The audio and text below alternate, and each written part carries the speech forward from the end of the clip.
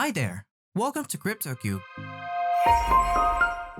In this video, we are going to go over what mining, staking, proof of work, proof of stake, and what the difference are between them.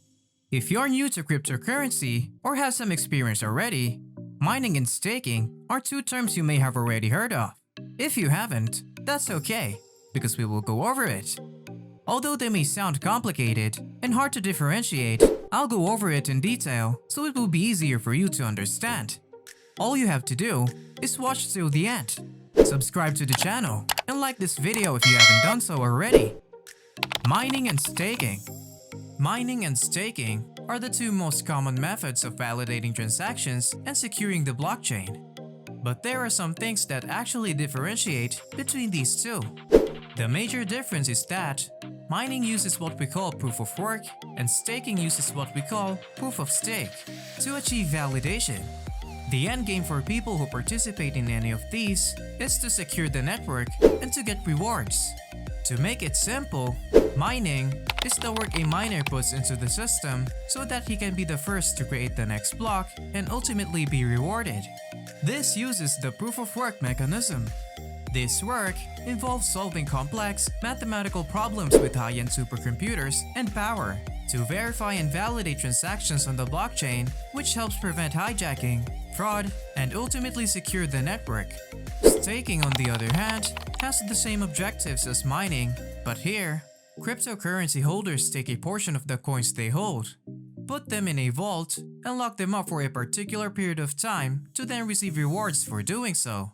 It could be for hours, days, months, or years.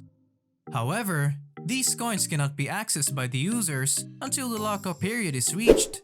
Depending on the time of stake, the amount staked, and a random selection procedure, a validator among these users will be selected to carry out validation. Here, users don't have to solve any complex mathematical problems. To fully understand staking and mining, we first need to understand what proof of work and proof of stake are. Proof of work. So the main point about blockchain is that it is decentralized and has to be kept that way. Which means no one person or government can decide what happened to the network or the transactions on the network. I explained this in blockchain video, so if you haven't watched it yet, please do. I'll leave the link below. With proof of work, miners compete with others to be the next to write the new blocks of transactions by solving complex mathematical equations called hash. Just understand that, as the network keeps growing, so does the complexity in the equations, which results in more hash power needed to solve these equations. However, when the user is the first to solve these complex equations, they are eligible for two things. The first is the completion to write the next block on the blockchain, and the second is being rewarded with coins, which the user can either hold, sell, or trade in the crypto market. If you are the first to get the answer right, it doesn't matter if you guessed it or worked it out, you'll get rewarded. The answer you provided to the equation is the proof that you actually did the work, and then ultimately, you're rewarded. This can be time and energy consuming. The amount of electricity used here is enormous, and you need a very high-end supercomputers to come to this level. It can become very expensive, inefficient, and sometimes not even worth it.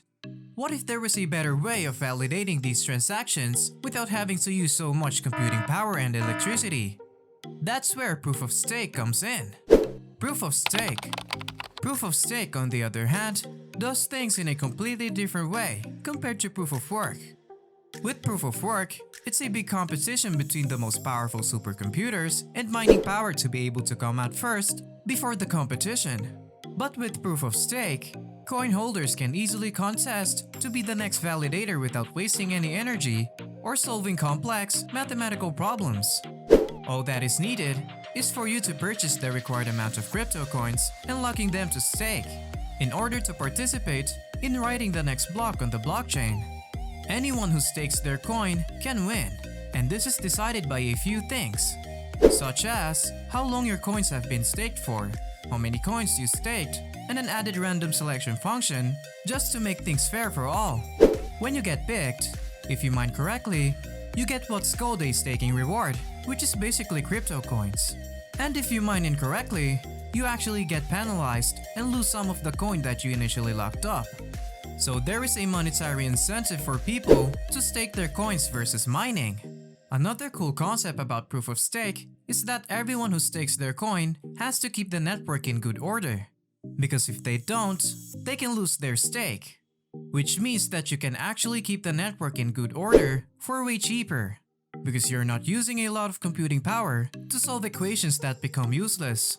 So I'm going to use an example to give you a clear understanding of proof of work and proof of stake. So picture this in your head. There are 5 people competing to get an award. The task is to carry 10 heavy weights from the starting line to the finish line. And the first person to do so gets the award. So after 5 minutes, we have a winner. That person was the first to carry the 10 heavy weights to the finish line. Now, although the remaining 4 people eventually carries their heavy weights to the finish line, they don't win the award, only the first person does.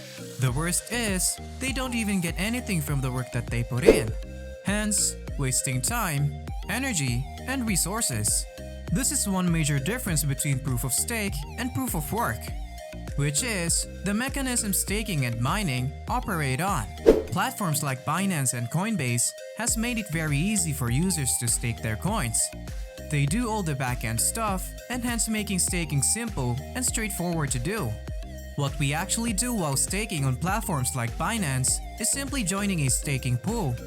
We just join together with others to stake our coins, and Binance gets a fraction or percentage of the overall rewards for doing all the heavy lifting. Other differences between staking and mining. Mining requires the use of supercomputers, electricity, and time, which ultimately has an impact on the environment and incurs a lot of costs and lost resources. Staking, on the other hand, does not. It is cheaper and does have a smaller impact on the environment compared to mining.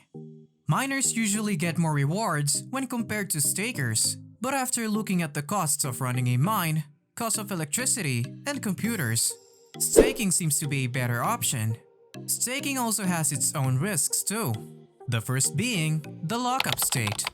Since you need to lock up your coins for a specified period of time without access, it means that even by chance, the coin you staked seems to be dropping in value or increasing due to some events, you won't be able to liquidate your coins as you cannot withdraw them until the lockup period is over. Or if they have the option to end the stake early, you can get penalized a percentage of the coins that are staked to withdraw earlier. Otherwise, you just sit there and watch the value of your coins fluctuate. The other being the reward duration. So depending on the network that you choose, it could take minutes, days, and sometimes even weeks to see the payouts of your staking position. This is why it's crucial to see the network's reward payout time.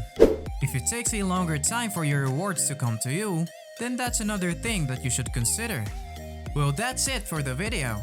I hope it helped you get a better understanding on how staking and mining works. If it did, please like and share this video and subscribe to our channel, because we will be discussing other new crypto topics that we are sure you'll benefit from. Until then, we'll see you in the next one. Bye!